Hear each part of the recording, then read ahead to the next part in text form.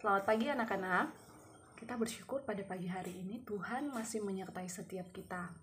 Nah, kita mau menaikkan ucapan syukur kita kepada Tuhan.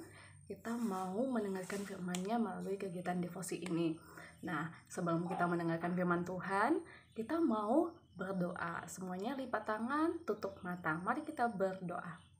Bapa yang baik, kami bersyukur Tuhan kalau pada pagi hari ini Tuhan Yesus boleh memberikan kami kesempatan untuk beribadah kepada Tuhan, menyerahkan diri kami kembali ke dalam tangan Tuhan.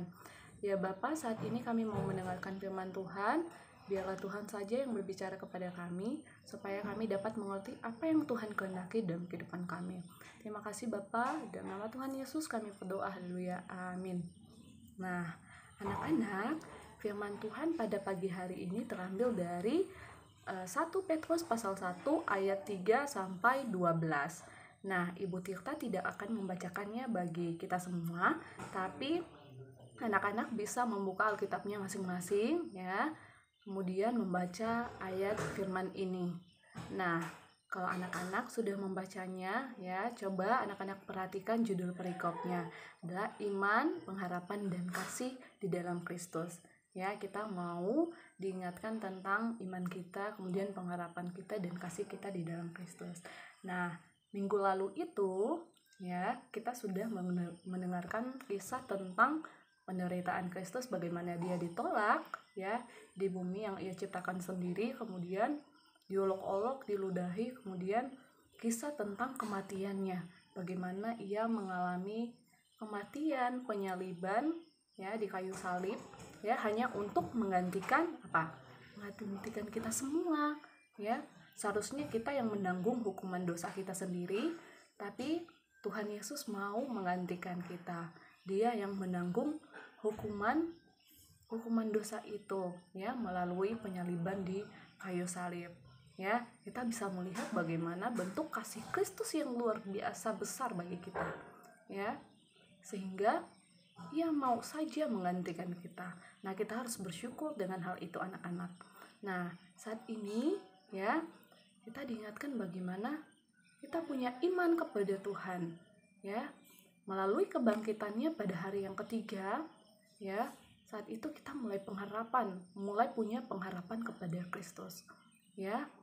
Nah, pengharapan sendiri, iman sendiri itu Tuhan yang kasih ya, bukan karena usaha kita sendiri, tapi karena kasih karunia Tuhan ya kepada kita semua, sehingga kita diberikan iman dan pengharapan di dalam Dia ya.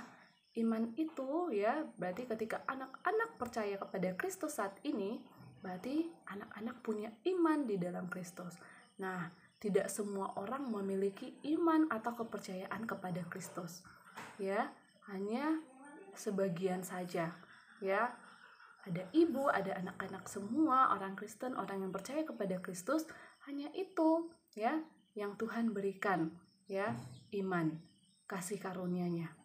Ya, jadi kita harus bersyukur untuk hal itu. Ya, ketika kita punya iman, ketika kita percaya kepada Kristus, berarti kita punya pengharapan di dalam Kristus.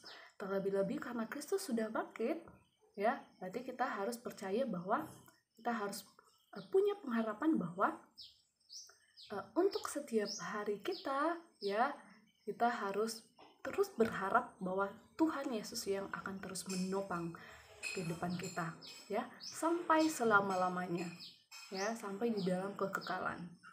Kemudian ya, ketika kita sudah melihat bahwa Kristus yang begitu luar biasa mengasihi kita melalui pengorbanannya di kayu salib, kita juga harus melakukan hal yang sama ya, kita juga harus mengasihi Kristus. Nah, dengan cara apa ya kita bisa mendengarkan firman Tuhan ya, kita bisa menaati firman-Nya, mencintainya, terus belajar untuk mengenalnya ya, mengikuti setiap perintah-perintahnya ya, begitu. Berdoa setiap hari kepada Tuhan ya, termasuk juga mengasihi sesama kita, mengasihi orang tua kita. Itu adalah sebuah bentuk kasih kita kepada Kristus ya. Kalau selama ini anak-anak tidak mengasihi Kristus ya, hanya tidak sering berdoa kepada Kristus, sering melawan orang tua ya, semuanya harus kita ubah ya. Melalui firman ini kita diingatkan kembali bahwa kita punya Allah yang besar, kita harus punya iman, kita harus punya pengharapan dan kasih kepada Kristus. Oke anak-anak, sekian firman yang bisa kita dengarkan pada pagi hari ini. Ya, mari kita tutup devosi ini dalam doa. Mari kita berdoa. Bapa yang baik, kami bersyukur Tuhan untuk firman Tuhan yang boleh kami dengarkan pada pagi hari ini. Biarlah Tuhan ini dapat menjadi pedoman kami, suluh dan terang kami di dalam menjalani hari-hari kami ke depannya.